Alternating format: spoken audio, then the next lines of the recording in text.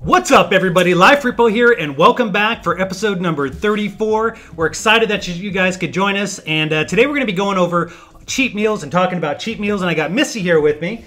So Missy's going to be joining us on the show today. We also have some new look and feel to the live show, so you're going to see us continue to kind of upgrade that and make that better as time goes on. But really excited that you guys could join us for today as I'm kind of getting everything checked out to make sure we're good on the live stream.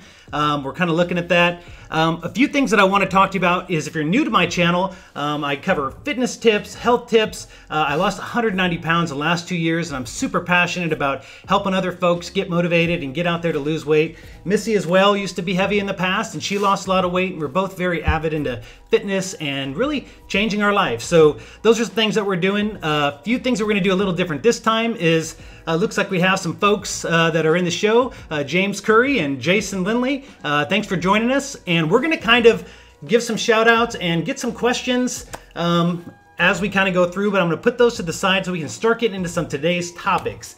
So the first thing is we're going to be covering what is a cheat meal, and I do have some notes here. It's a little different when you do live streaming. But first thing we're going to cover today is what is a cheat meal, for those that are kind of wondering what exactly that is. We're going to talk about how often you should have cheat meals. We're also going to talk about what should you watch out for when having them, and then important tips, things that you can do when you're kind of going through there. So we have a lot of folks out there so far. Nathan Reacts, we have John Kim. So great seeing you guys here for today. So let's get into kind of the first thing here. And the first one is what is a cheat meal? And I'm gonna let you take that. So what do you, when we say cheat meal, I think folks probably have a general idea of what they are, but what is a cheat meal to you, Missy? Well, a cheat meal to me, it actually really depends. So one of the things that we do is all week we eat clean.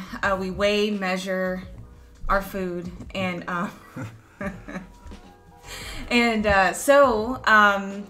I have many cheat meals. One, sometimes it's a 20-ounce steak, you know, with the side of vegetables like grilled asparagus or whatever, but the fact that it's not weighed, it's 20 ounces, and I can actually eat the whole thing. Or, you know, sometimes, you know, we get a little crazier, and like last Saturday I had cheeseburger and french fries. Cheeseburger, oh my God. So Tom Scalise, good morning. Cooking and Riding, good morning. Thank you guys for joining us today. So that's a great explanation of a cheat meal. So basically a cheat meal is when you are on a strict regimen, you're eating clean, you're eating healthy, you're trying to eat the right foods to lose weight and not only feel your best, but be able to perform your best and drop the pounds. It's basically just a break, right? It's a break when you can go out there and kind of splurge a little bit. So let's kind of dig into some of these topics this morning. So the first one's going to be, so why should you have cheat meals in the first place? And this is something that Missy and I, ahead of this last night, we talked a little bit about this subject. And one of the first things you can do is, I can tell you all week long, and Missy and I are the same way, we prep our food, we bring our food to work, we eat our food. It's pretty much measured out throughout the week. We eat on point. We usually don't drink any alcohol during the week. And we're super disciplined. And a lot of times when we have a cheat meal, it's kind of like giving your mind and your body a little bit of a break from this extreme discipline that you have throughout the week. Would you say? Yeah, what it does is it kind of helps do a reset on a lot of different things. You know, you can think of it as a mini vacation. Okay. From cooking, from measuring, from weighing, but then it also confuses your body. Yeah. And it helps restart the metabolism.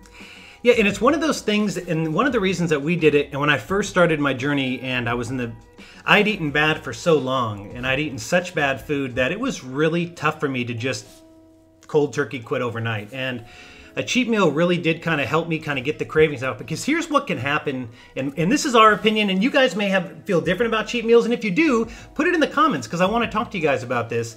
But I can tell you that having a cheat meal doesn't make you feel like you're ashamed or you're guilty, because without something like that, you may, eat something bad and you've been on the strict regimen, and then you feel guilty. You feel like you're failing or you're not making the right choices. And those are those little things that can really cause you to fall off track. So that's one big benefit, I think, of cheat meals is it avoids you making a move that can maybe feel like you're kind of discouraged or fall off your fitness journey. Right? The other one is we talked about mental balance, but it can, like Missy said, it can help kind of reset your metabolism. So when you're eating clean like that all the time, and this is something that I had researched online, and it was a great point, is that if you think about how many meals most of us eat, maybe we eat more than this or less, but if you have 3 solid meals a day and 2 snacks, right, that's about 35 meals a week that you're eating. If you have 1 cheat meal out of 35 meals, it's not going to be, catastrophic in my opinion. So that's just something to kind of keep in mind also. And then how often should you have a cheat meal is kind of another topic, right? Yeah, because it really depends. It depends on where you are in your journey. Yeah. So, for example, Jason and I, for the last couple months, we were having a cheat meal once a week. Mm-hmm. But now we're revving up, where our goals are, and we want to be a little bit more aggressive with our goals. So we're now going every 2 weeks before we have a cheat meal. And some people, like in the beginning, like when Jason first started his journey a couple years ago, he actually didn't have cheat meals for a couple months just so he can get into the regimen. And that's something that, I even suggest to people when they first start on their journey. Not that having a cheat meal is bad, because like Jason said, it's 1 meal out of your whole week. But one of the things that you also have to recognize is it's an emotional attachment. And so when you're starting your journey, you're not only starting the physical aspect of it, you're also starting that emotional transition and breaking that connection between emotion and food. And so once you're okay with that, then you can start incorporating the cheat meals. Yeah. A few things here. That's a great point you made too, by the way. Let's take a quick break because we have some great stuff coming from the audience here. So Tom Scalise said, how do you keep cheat meals from becoming a cheat day and weekend? That's a great point. Let me just get some of these real quickly. And then Ryan Beecham, I typically have a cheat meal day and then eat clean the other 6 days, which is pretty much what we do. Mm-hmm. That's pretty much the pattern. So we're aligned with you, Ryan. And then cooking and riding, for me, a cheat meal is just eating a meal that I haven't weighed everything. I have a pretty good idea of how much I'm still eating for that meal, just not pulling every gram off the scale. That's awesome. And that's why this is such a great topic, because we all have different ways that we approach cheat meals and different things that we do to kind of keep them kind of, I guess, infused in our program. So there is no one size. Some people are completely against these, or other people are for them. I think you have to find what works for you and find the right balance. But appreciate all those comments, guys. That's great. Tom had a question about how do you keep a cheat meal from becoming a cheat weekend? That is complicated, because I know and I'm just going to be fully transparent. Every time that we go out, I like Mexican food a lot, and I love a margarita. And so we'll go out and we'll have Mexican food, and then I'll have a margarita or a few drinks. One way that I do that is I go to the gym the next day, or if you have a cheat breakfast or a cheat lunch, try to incorporate some kind of exercise.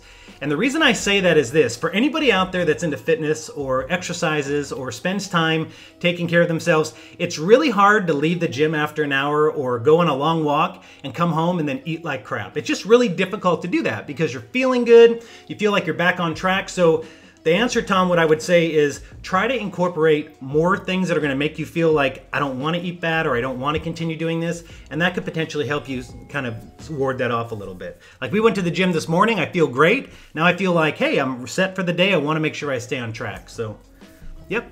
These are great questions, by the way, too. So keep them coming and we'll address them. We're going to get into a few other quick things here. So these are some things about what you should watch out for when you're doing cheat meals. And it kind of is aligned with what Tom said. You know, you want to be careful that you don't do them too frequently. Sometimes a cheat meal you can have one and then the next day you kind of cheat a little bit more, or maybe you don't think it's a cheat, but you're kind of getting off your program. So one big tip that Missy and I do, and you'll chime in here in a second, or at any time. I'm not telling you when to chime in. I'm just saying that you can if you want to.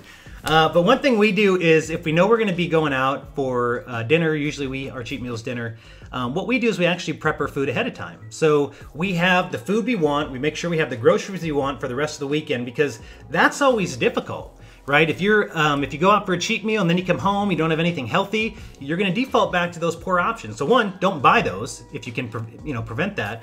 But two, kind of have your meal plan set up for the weekend so you make it easy on yourself to make the right choices, right? Yeah. So, like, for example, when I got home from work last night, I grilled up a bunch of chicken. So we have our meals for the week. So if we do end up going out to dinner, it's just that one meal. But we do stay on track throughout the day. So I still, for example, for me, I typically eat anywhere between 6 to 7 meals a day. I still eat, even though I know we're going to be going out to dinner. I still eat my 6 meals a day. I still do my protein shake after I work out. My breakfast, I stay on the same regimen until we go and eat that meal. Or like, for example, if we're going out to lunch, I'm still working on that same regimen. Great point. Let's see, what else do we have on here? One thing too I'd say about cheat meals, and this is something that is kind of a personal one, is let's say you don't have a cheat meal and you have one maybe every 2 weeks or every 3 weeks or every week, whatever it is.